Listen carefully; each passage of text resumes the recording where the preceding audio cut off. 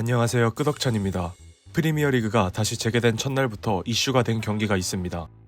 토트넘이 맨시티를 무려 4대 0으로 격파했는데 맨체스터 시티만큼이나 분위기가 어수선했던 토트넘은 스쿼드의 핵심 선수가 부상이나 출장 정지로 빠짐에도 불구하고 펩 과르디올라 커리어에 최초 5연패라는 대구력을 안겨주며 분위기를 반전하는 데 성공했습니다.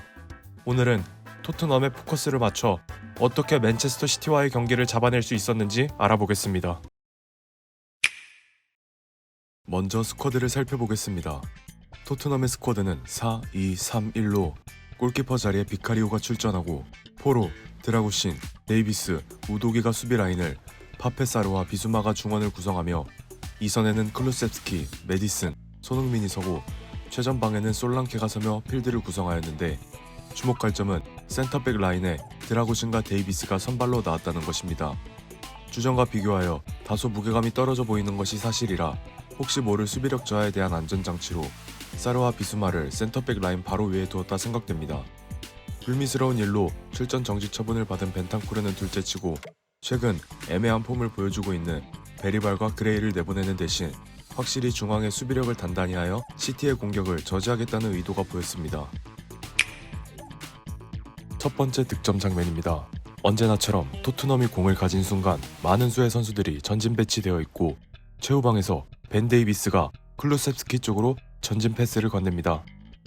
그바르디올이 처음에 클루셉스키를 따라가더니 뒤쪽으로 침투하는 포로를 보고는 클루셉스키를 놔두고 그대로 포로를 따라갑니다. 동시에 솔랑케가 약간 애매한 지역에서 스톤스와 아칸지를 좁은 공간에 묶어둔 사이 메디슨이 스톤스의 등 뒤로 침투를 하며 손짓으로 알려줍니다. 클루셉스키가 그걸 보고 바로 크로스를 띄워줍니다. 그바르디올이 눈치를 채지만 공은 이미 가운데로 떠난 뒤였고 패스를 받은 메디슨이 골로 연결하고 마는데 수적 우위를 통한 수싸움에서 포스테코글루가 한 발 앞서게 되었습니다. 두 번째 득점 장면입니다. 저는 이걸 보고 감탄을 하지 않을 수 없었습니다. 첫 번째 실점 장면으로부터 10분도 지나지 않아서 발생한 상황인데 그바르디올이 귄도안 쪽으로 패스를 주지만 공은 귄도안의 옆으로 살짝 흐릅니다. 전방에서 귄도안을 마크하던 솔랑케가 귄도안의 등 뒤로 이동해 공을 받으러 가는 움직임을 방해했기 때문입니다. 그 사이에 공은 뒤에서 쫓아오던 메디슨이 가지게 되었고 공간으로 침투를 하는 손흥민을 향해 패스를 내주는데 메디슨은 바로 손흥민 선수 뒤로 그를 벽 삼아 뒤로 돌아갑니다. 손흥민 선수는 오른발로 공을 한번 터치해 수비수를 자신의 주변으로 끌어들인과 동시에 메디슨의 침투 시간을 벌어주면서 메디슨이 등 뒤로 돌아갔다고 판단되자 바로 공을 넘겨주고 그 공을 받은 메디슨이 바로 골을 완성시킵니다. 찰나의 순간이라도 어긋나면 바로 공을 뺏기는 상황일 텐데 솔랑케의 전방 압박에서 시작된 패스 미스로부터 메디슨 선수의 순식간에 판을 짜는 영리함과 손흥민 선수의 바로 공을 내주지 않고 상대를 끌어들이는 강심장적인 면모를 동시에 보여주는 멋진 플레이였습니다. 수비 상황에서도 포스테코글루의 통찰력은 빛을 발했습니다. 프리미어리그 24-25 시즌 맨시티가 지금까지 기록하고 있는 득점은 총 22골로 홀란드가 12골, 코바치치가 3골, 그바르디올 3골, 스톤스가 2골, 더브라이너와 도쿠가 각각 1골로 골의 분포도가 극단적으로 홀란드에게 몰려 있습니다. 20분 만에 2골을 기록하자마자 전반전임에도 불구하고 토트넘은 내려앉는 플레이를 하기 시작하는데 저는 이것이 경기 초반의 과도한 전방 압박으로 인해 체력이 떨어진 것이 아니라 맨시티가 무조건 추격골을 넣어야 하는 상황이었고 맨시티의 골의 대부분은 홀란드가 책임지기에 홀란드를 봉쇄하려는 목적으로 라인을 내렸다고 생각합니다. 포든이 공간을 넓게 확보하고 있는 그바르디올을 보고 측면으로 패스를 내줍니다. 그바르디올은 그 패스를 받고 가운데 사비뉴와 홀란드를 보고 크로스를 올려주는데 포로가 다가가 이 크로스를 막으려 마크를 시도합니다. 그리고 나머지 수비진은 반드시 사비뉴와 홀란드가 침투할 것을 알았는지 후퇴를 멈추고 라인을 형성해 오프사이드 트랩을 만들어버립니다.